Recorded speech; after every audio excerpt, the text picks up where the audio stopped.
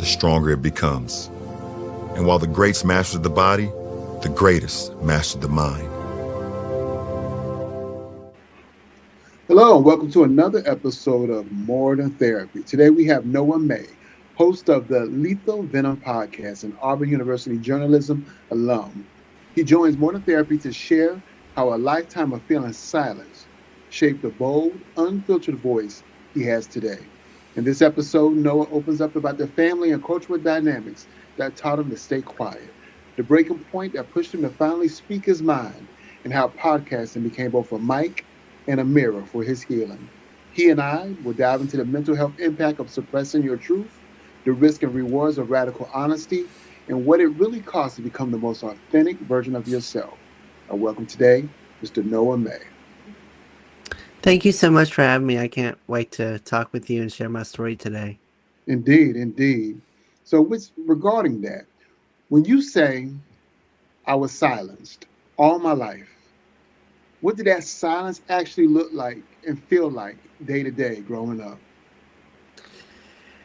It was just kind of, it really was just kind of loneliness a lot growing up. A lot of my classmates and fellow peers never really paid any attention to me. They really didn't care anything about what I wanted to do or was doing. So I was always kind of never had that voice of opinion, and the only people that really got to see and hear my story and my side was basically my parents and my family at that point. They really they were the only ones that really cared about anything that um I was really going through. Everyone else was just like, I don't care what you're going through, and it's not my business. I don't really care. And it was tough having to live with that, because there have been some things um that would like to have talked about with people my age that I could have really asked and related to, and to not have that support was really, it really made growing up really difficult, because asking the questions I had with my parents was just very uncomfortable. Indeed, indeed. I can totally dig that. If someone met you back then versus meeting you now, what would shock them the most about how you've changed? I think the boldness and openness I have now, I really have the um I don't give a crap attitude really much anymore.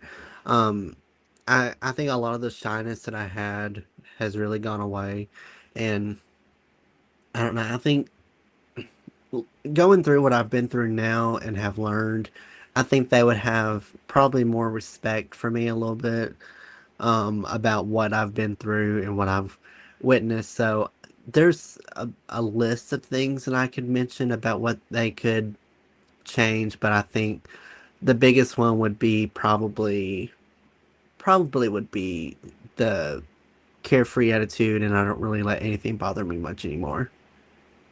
Mm.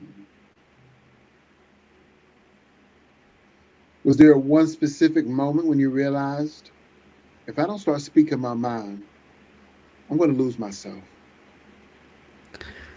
I would say probably when I was in middle school. I think I was in eighth grade. I got diagnosed with depression at 13. Started showing signs at 13 and didn't get really medically diagnosed till I was 14. So I was still very young at the time when I got it, and that was kind of the time where a lot of my classmates were like bullying me. I was hanging out with the wrong crowd, and I started having suicide thoughts and wanted to commit suicide at the time, and I never really fell through with it because I was just kind of scared to do it. I never really gained the courage and the willpower to actually go through with it. And it was also kind of during that time my grandmother was sick with dementia and Alzheimer's. She recently had gotten diagnosed at the time. So eighth grade was kind of the moment where I had to not stay quiet. It was the moment where I had to finally open up and speak to my parents about what I was going through, what was happening, or else I knew that if I didn't, I would probably not be here today.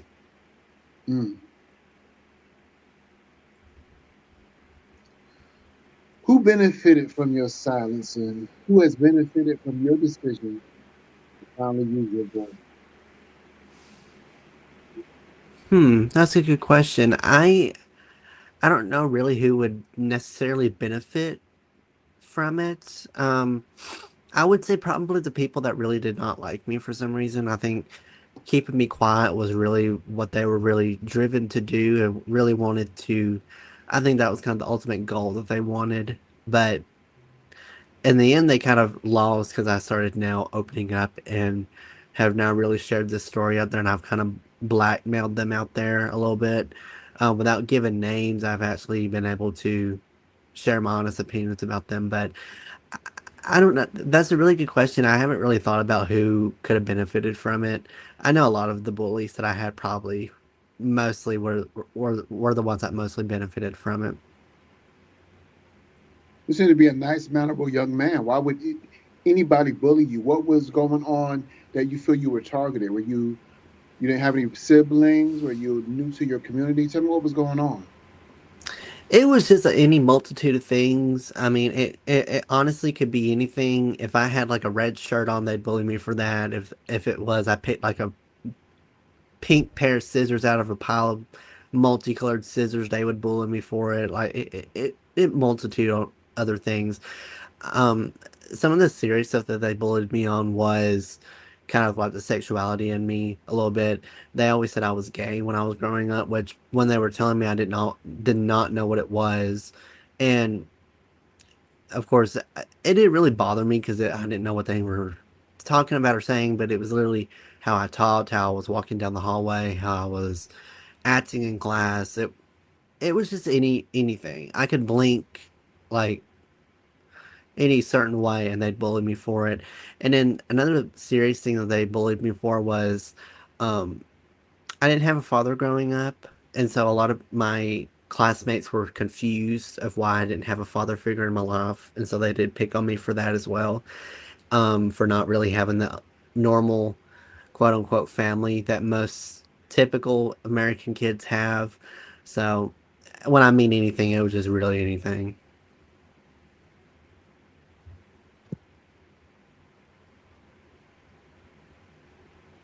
Okay. How did studying journalism at Auburn University train you to question the world, and where did it clash with the way you were raised to stay quiet? I learned through the journalism degree that a lot of people really were going through the same thing I had been going through. And it made me be more vocal about what I was really going through before I really decided what I wanted to do with my life at the time. Um, I never really once changed my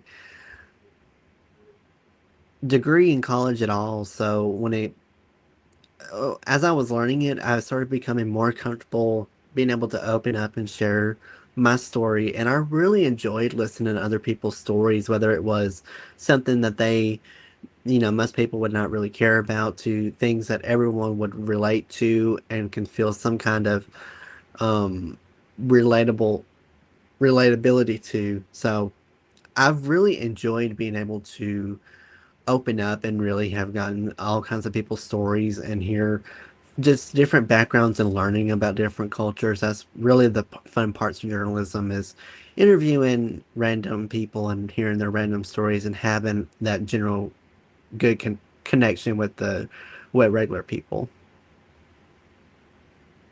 Okay, okay. What rules from journalism school did you keep, and what rules did you decide to break once you launched the Lethal Venom podcast? I've pretty much kept a lot of the normal things in journalism into my podcast. The main one that I learned from taking the classes was whenever you're doing interviews to never interrupt a guest, because if you're interrupting a guest, that's really seen as very unprofessional and really rude and very just like out poor taste. So that's something I really have endured into my podcast.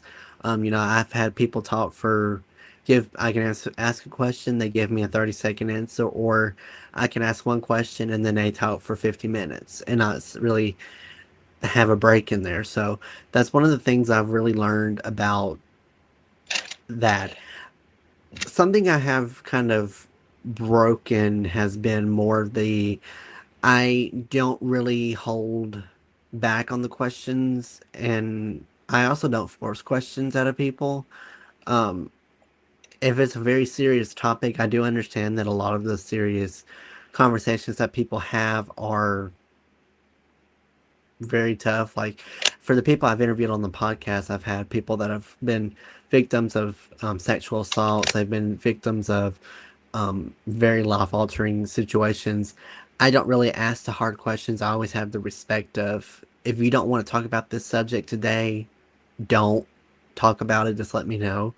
Um, that tends to be one of the rules I break is I respect people's boundaries and I don't invade on trying to get any kind of information out there if they're not willing to share it.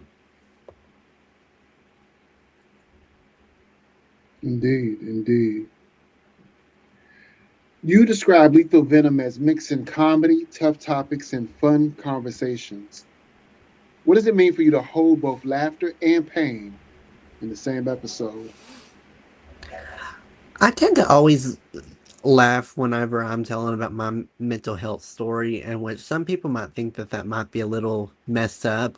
I kind of bring light to the situation of, I look back at it, and while it was a traumatic time in my life, and it was a very, very important change in how my life was and how my life has become, I like to kind of joke around and joke back on it, kind of put a little jab of jokes in there and try to make it not so depressing and so heavy on the heart that because some people really have difficult time hearing very personal stories sometimes, and usually they kind of have a better reaction if it's a little bit more lighthearted.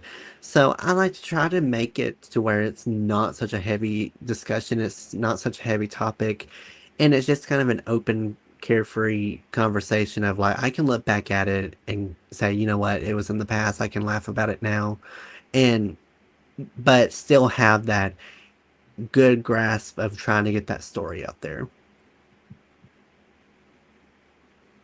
Okay.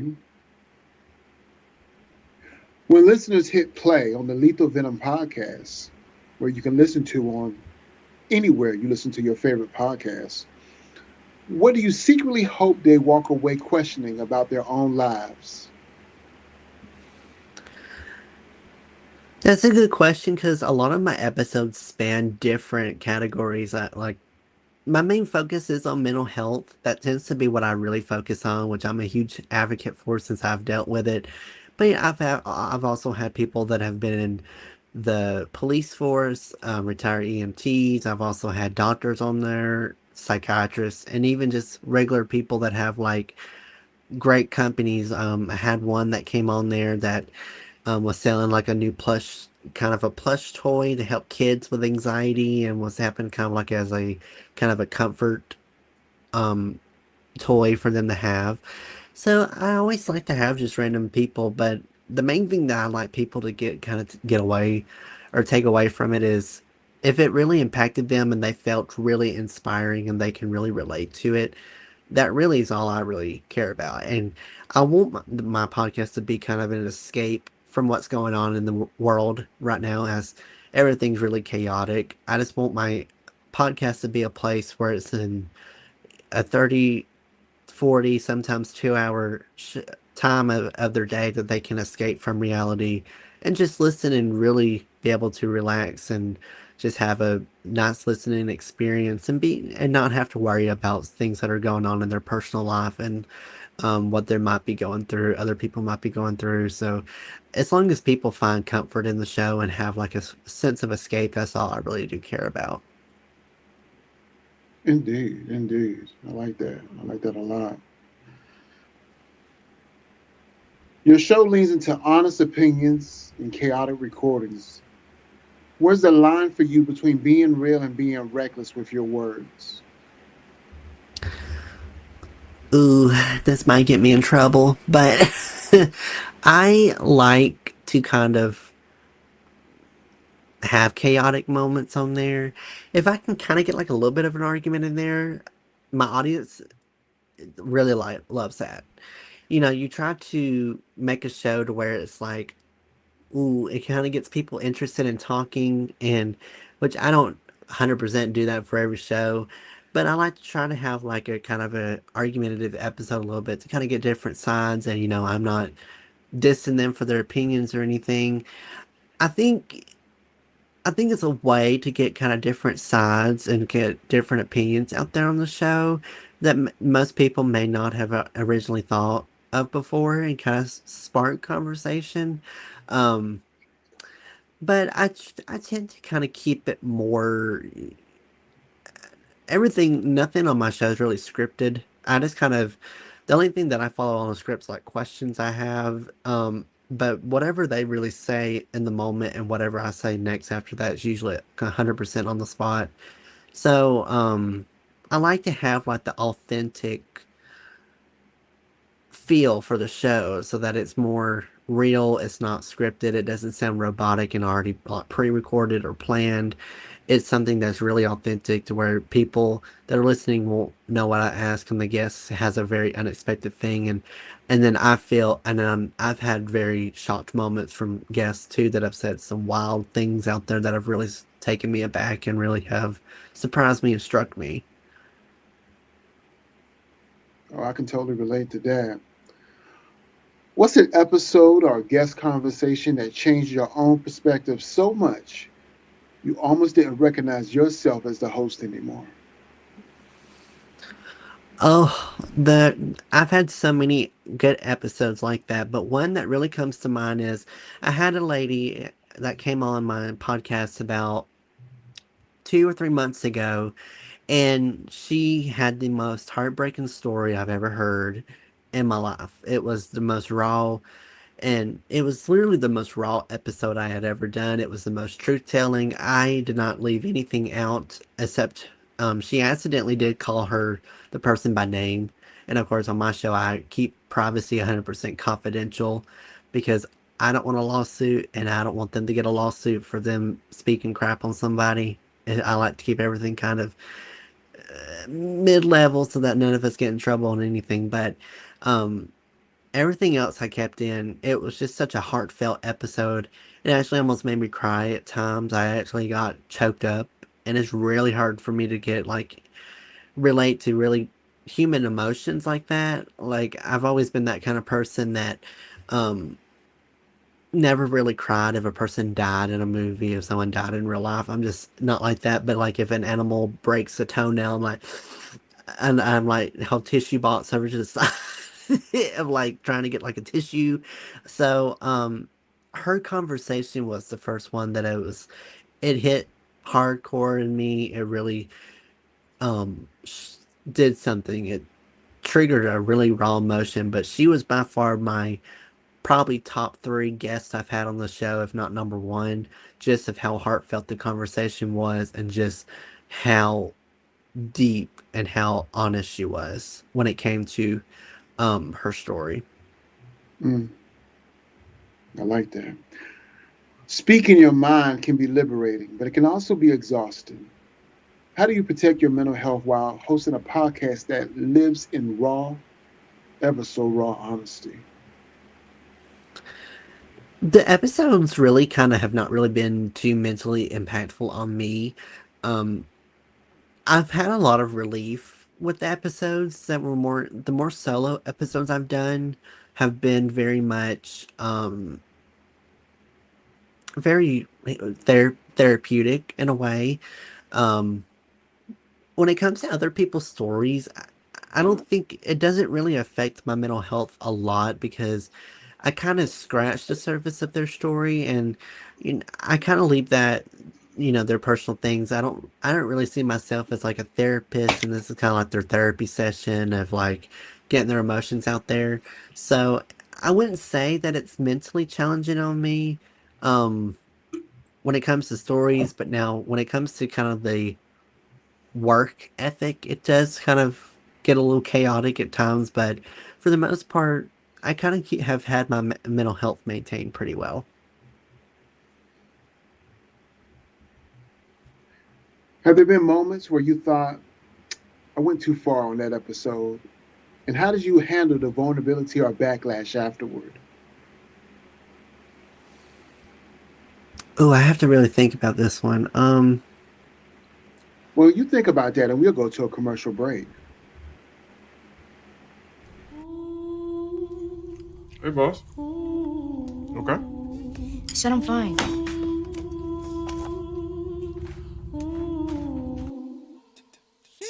Me the bed, see you in the morning with the frosted Superman, but it wasn't on it, and we lost it. You can talk to me.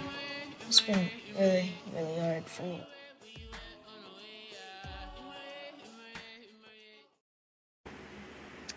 And we're back in the More Than Therapy podcast. No, Noah. I'm trying to. I don't think I've had a very controversial episode so far. Now that's bound to happen and come up. Um, I'm waiting for that moment. Um,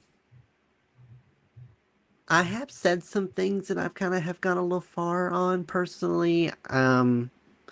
I have been a little too honest about some of my personal episodes that I've put out there. So if I have to pick an answer, I think it would be those episodes.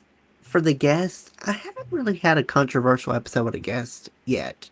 Now that probably will happen in the future. But for the first season, I didn't really have any problems unless it was like solo episodes where I kind of was getting a little too open about a certain topic. But I haven't received backlash from any users either, or listeners that have been like, "Hey, I think you went a little too far when you talked about that." So, um, so far it's been pretty, pretty good so far. It's not. I haven't really had any backlash yet, which is I'm pretty sure is bound to happen. Indeed, indeed. What did the younger you need to hear from an adult or role model? And do you feel like you're trying to become that voice through your show now? I think my younger self looking at me, and if I had to tell my younger self, I would tell him I would say it gets better, and you just have to keep fighting. And I think a lot of people have really praised the podcast mainly because of how open and raw I am on it, and I don't really hold anything back, and I just kind of really tell it like it is. Generally, the general public, and I've had other conversations with males that have been dealing with mental health battles and mental health struggles as well. They all have that same thing of, we kind of have been put in this box of men can't open up and share their opinions. They're kind of shown as weak. They're kind of shown as um it's breaking a persona that we have to kind of portray to the public that shows that, oh, nothing really affects us, nothing gets us down, we're strong men, we don't cry. And it's completely false. I mean, you can hear it in my show that everything that I say is completely and false from what the general public makes you think it is. It really is um, a facade that we put on. I guarantee you that a lot of men out there that say that they've never cried a day in their life are most likely lying and saying that, because I can guarantee it 100% that there is someone out there that's a man that's may look like he's happy, is 100% going through something um very personal and really tough right now that's making him not want to break out and break down and have a crying episode in front of you. Hmm. How have family, friends, or your hometown responded to this version of Noah who is no longer quiet? A lot of my people that I went to high school with barely talk to me anymore, so I can't really speak about what they think. Um, the new friends that I have, they are so supportive of everything that I've done. They are so um, they are so happy that I am in a good place now, that they have really been, that I've really shined through this whole thing. My family has always and will forever be supportive. They were a little, as any parent would be, a little like, I don't know if the podcast is going to work for you, but sure, you can try it. I think they were a little bit, um, like, uneasy about it at times. And even my friends, everyone that when I said, oh, I'm starting a podcast up, they're like, okay.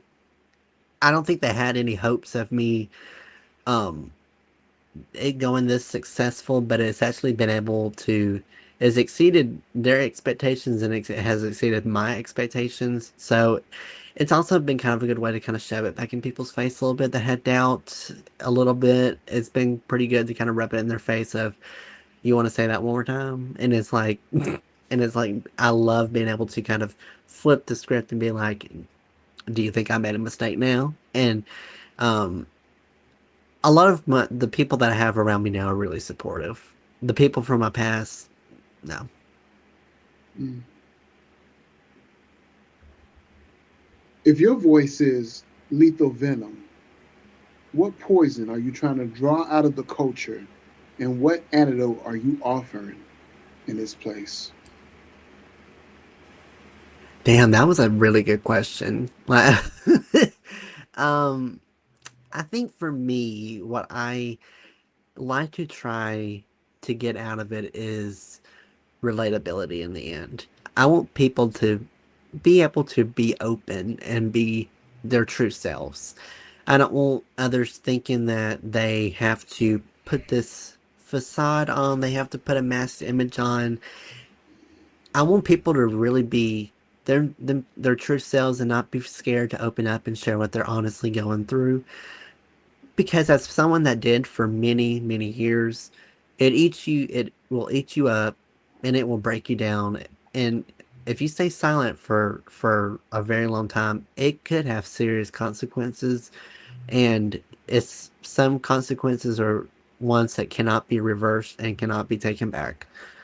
So I highly want the public to know that you don't have to be silent anymore. You have a voice. Don't be scared to use it. Someone out there that's secretly going through something you are will be so happy that you're opening up, because then they'll be able to open up and be able to be like, oh my God, I've had that same thought process. I've had those same feelings. I've just been scared to open up because I thought I was the only one going through it.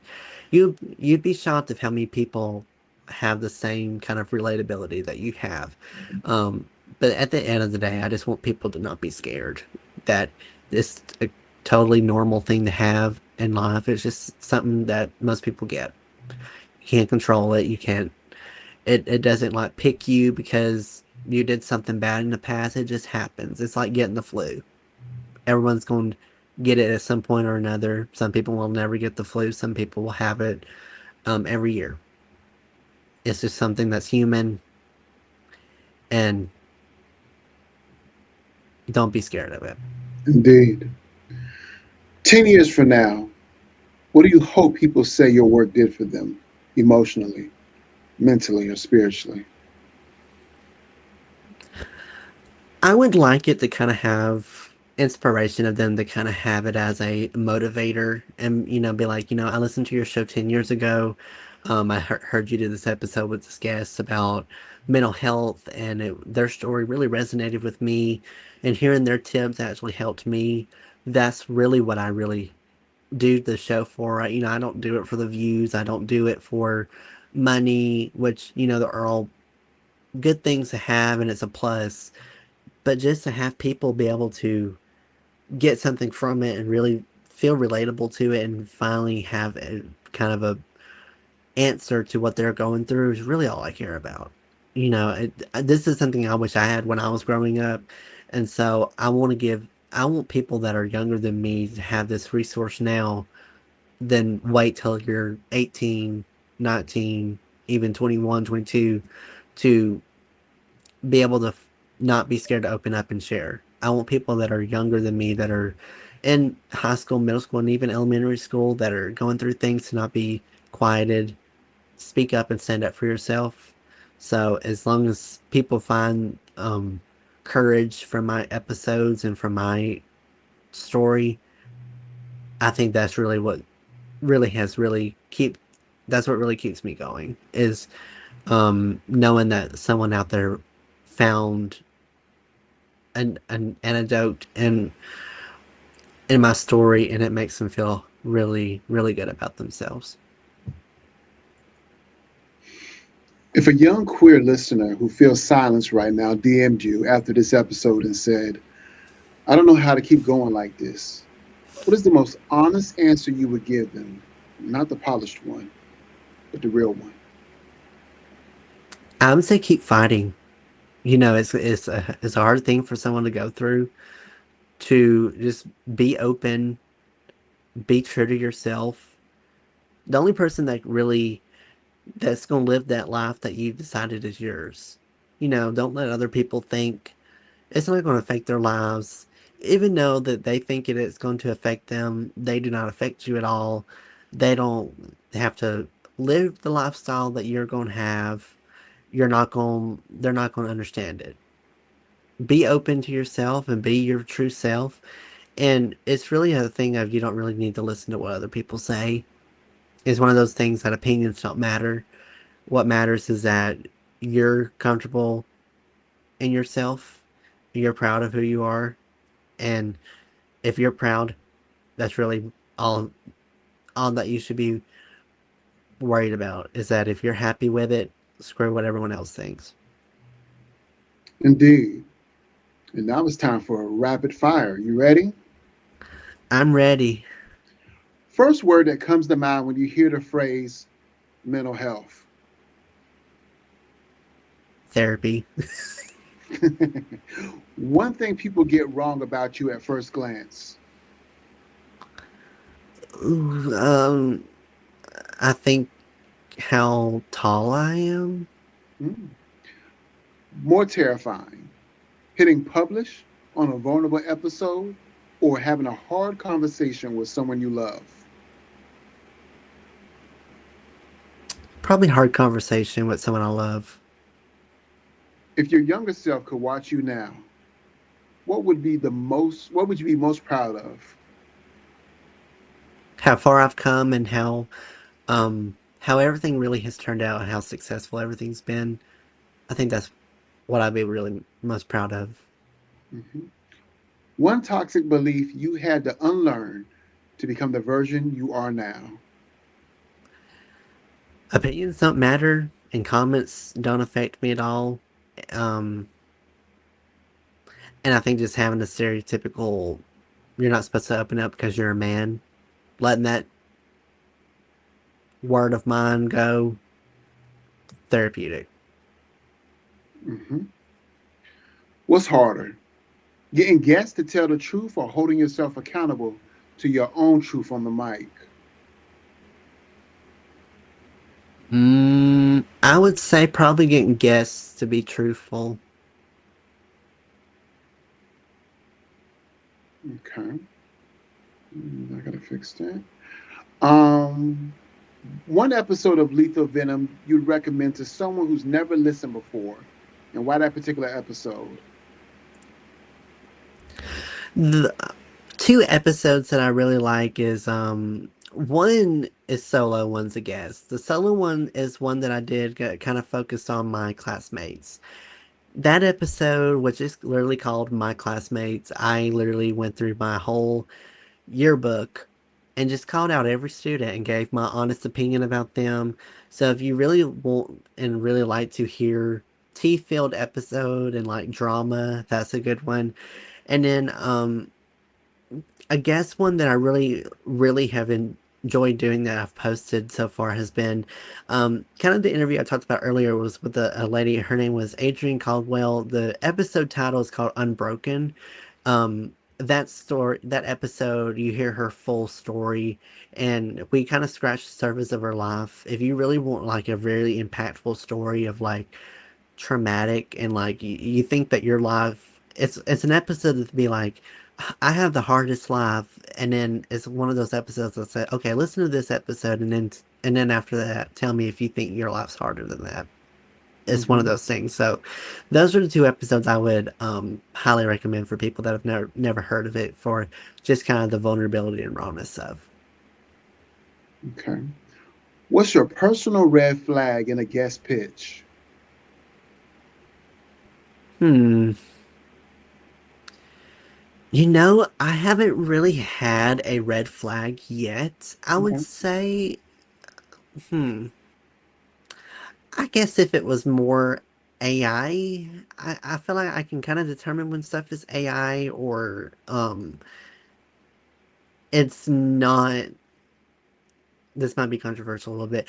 I don't really like it for assistants to kind of message me about guests because it's like I don't know if it's like it's kind of their word over their own guest ones. So I don't necessarily like when assistants message me a little bit about them because it's just like, "Oh, here's why I think this guest is perfect for your show," and Hmm. and which I have accepted some and they've been fantastic, but that's kind of a little red flag. I'm like, I don't really like assistants reaching out. I kind of want it to be more of a direct, like the person that's appearing on it, sim messaging me. Okay. If you had to describe Lethal Venom in 3 words only, what would they be? Compelling, captivating. I'm trying to think of it. Exhilarating. I guess so. I was trying to think of something that was like a synonym for chaotic, but I didn't want to use another one that started with a C. So I was like, what's another word for chaotic? um, Wild. We'll use wild. There you go. Weirdest or funniest thing that's ever happened while recording? Oh, Lord, there's so many things. I've had my cat walk in front of the camera before, and it's just like this huge hair blob walking across the screen. I've heard I, when I lived at Auburn, I had a roommate, and it was just always like a thing of my roommate coming in the door slamming stuff, and you're just like, please tell me that background noise did not pick up what is going on in the kitchen. Hmm. I've had like lawnmowers outside. It's just I've had also some weird tech problems where it's like nothing works and nothing really seems to plan out. So I have not had very odd moments, but I've had chaotic ones of cats interrupting and um my chair broke. I think at one point during the interview my chair broke and I about fell and slipped out of my chair. So that was fun Hmm. with my podcast only being audio, then people didn't see it, but it was very embarrassing for the guests to see. So, Yeah, because I bet but you felt like they saw you, right? oh, I know 100% that they probably did. I was just like try to keep like some composure, but I was like, nope. Indeed. When you're spiraling, what's the first tool you reach for? Music, movement, journaling, or the mic? Music for the main part. Hmm. It's helped me so much in life. It's helped me get through so many things. I would 100% will always say music. Indeed. What's one mental health myth you wish would disappear tomorrow? Hmm, a myth. I would say probably the that old saying that everything kind of is common, like for anxiety. A lot of I was always told that anxiety had like you you could see anxiety from like chest pains if you can't breathe, have tightness right here. And in actuality, it actually is not like that at all. It's more of a there's other factors that can trigger anxiety. So I think I think the stereotypical symptoms that you would see in most mental health cases, I think that could be a myth I would like to Hmm. see gone, because a lot of people tend to get the wrong impression of, or I think get the wrong impression of what kind of symptoms you're expected to have versus what what you wouldn't expect. Yeah, I got you. As a man talking openly about depression and anxiety, oh man, my throat. What reaction surprised you the most from other men? I think just how open and honest I am about it. Hmm.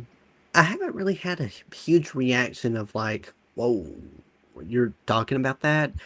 Hmm. I've had a lot of older men be very in awe and kind of proud that someone my age is really opening up and really sharing what they're honestly going through. Hmm.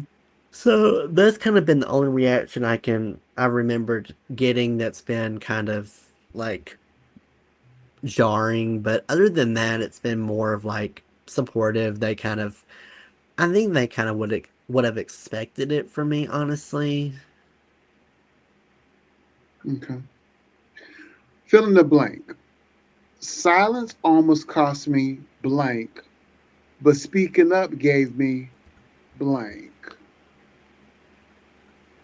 I would say staying silent almost cost me my life, and speaking up um made me brave and and very strong.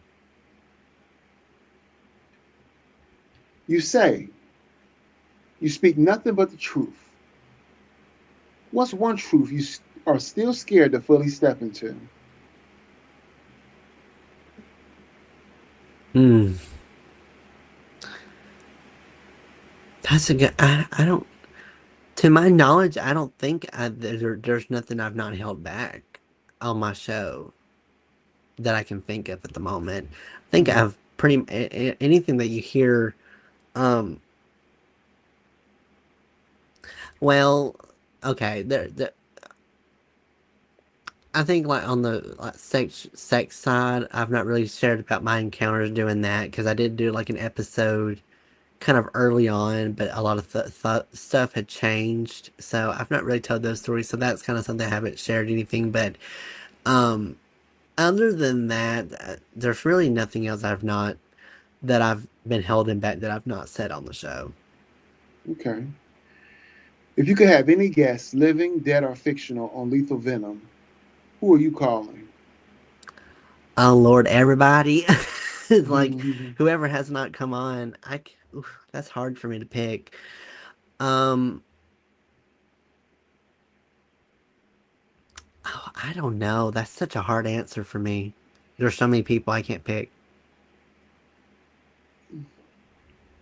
What's your go-to comfort show, song, or movie after recording a heavy episode? Hmm. I don't really have a go-to after that. I don't think I don't really have a go-to show on when after I record. I don't really have that reaction of, oh, I gotta go listen to something to get my mind off of it. Hmm. I think I've just been so numb to it now, and I've heard so many stories. It doesn't really affect me much anymore. Um, but I will say before I opened up, my go-to movie was always Monsters Inc. If I was always in a bad mood or was always sad or anything, that movie always cheered me up. So I would say in the past Monsters Inc. and um music's hard because there's so many. But for a movie I can hands down say Monsters Inc. probably. Okay. Biggest lesson that podcasting has taught you about people? That it's very hard work and that it's a lot more work than people think it is. I kid you not, have the amount of times I've heard people say, "Oh, podcasting's so simple, it's so easy, this is such an easy job to do." You say that until you finish recording. The recording part's the easiest part. the editing, posting, and scheduling, that's a whole different part that people don't talk about. So, when I hear people that always say, "Oh, it's such an easy thing," nope, it's not easy. Um, I like to try to have um be honest and be like, it's not easy work. You do have to put time and effort out of your schedule to put it into the show, but I'd say for most people that it's not easy. Mm-hmm. All right. Finish the sentence. 5 years from now, I want people to say Lethal Venom helped them blank. I would say I want it to help them heal from personal pain or struggles that they were going through at the time, and I want it would like for it to be a kind of a way for them to be escaped from life, or that it help me Mm-hmm. heal. Okay. What would you say to, no, rapid fire's over. What would you say to the listener who feels muted right now, maybe in their family, their community, or even in their own head, but is terrified of the fallout if they start speaking up? I would say, if you're someone that's really going through a really particularly hard time, do not let the inner demons win. Do not let them take you down. Open up and talk to someone that you really trust. And this can be a friend, it could be a stranger, it could be a person at work, it could be your family, teacher, um, boyfriend, girlfriend, just anyone that you really trust. Find that person that you have a really good special bond with, and just open up and just let it all out. Don't ever keep it bottled up like I did for so many years. I want people to be like, if you need to have openness. You need to be open and honest with your true self. Um, do that. And um, I can guarantee you that you'll feel so much better once everything that you have been building up for however amount of time will go away, and it'll get a whole lot better.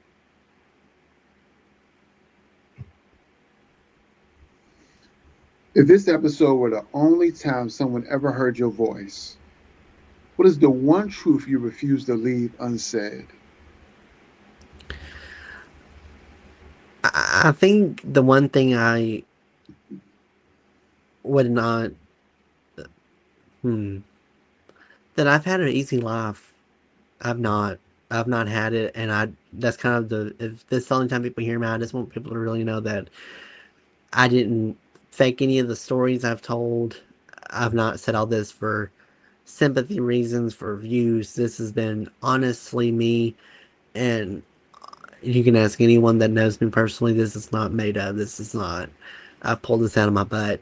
It's 100% the truth, and if this is the only time people hear it, I want people to know that this is my honest truth, that everything that you have heard today has not been falsified or twisted in any kind of way. Mm, okay, okay. Any would you like to leave the listening and watching audience with any ongoing words? I hate to say last words. um, you know, live life the way, I know it's kind of cliche, but kind of live your life to it's the last day, really. I've kind of have really gone in through life not really planning anything. Going with the flow has been it's been so relaxing for some people have to plan, and I understand that some people have to have like a daily plan and all that, but if you just live life by the seat of your pants, live life like that. I've done it. I've done just fine. I don't really plan anything anymore. I just wake up and I'm just like, okay, I woke up. We'll just see how the day goes, and it can either go in a good direction, bad direction, but just live life. You have some little time, and everyone's so serious about everything. I think we just need more openness and more honesty with other people. I think that's what we really need and truly need to have to value from it, is to be open and to be just kind of carefree about anything and not really care what people really have to say. Indeed. Well, thank you for joining this conversation with More Than Therapy and our guest, Noah May. Today, Noah reminded us what happens when a lifetime of being silenced collides with the decision to finally speak your mind, live openly, and tell the truth even more when it shakes the room. His journey from quiet kid to bold storyteller and host of the Lethal Venom podcast shows that comedy, chaos, and hard conversations can all sit at the same table and still lead to healing. If Noah's story resonated with you, be sure to check out his work and follow his voice beyond this episode. And if you heard yourself in his struggle, the silence, the shame, the pressure to shrink, let this be your reminder that your story is not over and your voice is not optional. Keep doing the work, keep seeking support, and remember, you are and always have been more than your pain and more than your past. If you haven't already, please subscribe to the More Than Therapy podcast wherever you listen to your favorite podcast. Until then, be well and continue to be great. The hardest thing with mental health is it becomes a spiral. And sometimes all you literally need is a little catalyst to help you to stop. When I'm in pain or when I'm suffering, I have a really hard time reaching out and asking for help. I know it's so hard to talk about mental health, but when you don't talk about it, you feel more isolated, you feel more alone. If you feel something in your gut, if you feel something's wrong, you should, talk to them about that. Sometimes starting a conversation with someone about their mental health can seem awkward, but your support can make a huge difference. And I think that that's hopeful in those really dark times. You might not know what to say, but there are a lot of things you can say to open things up. I know you're going through some stuff, and I want you to know I'm here. I deal with the same issues as well. Maybe it's me, but I was wondering if you're all right. Learn more about how to start the conversation at seizetheawkward.org.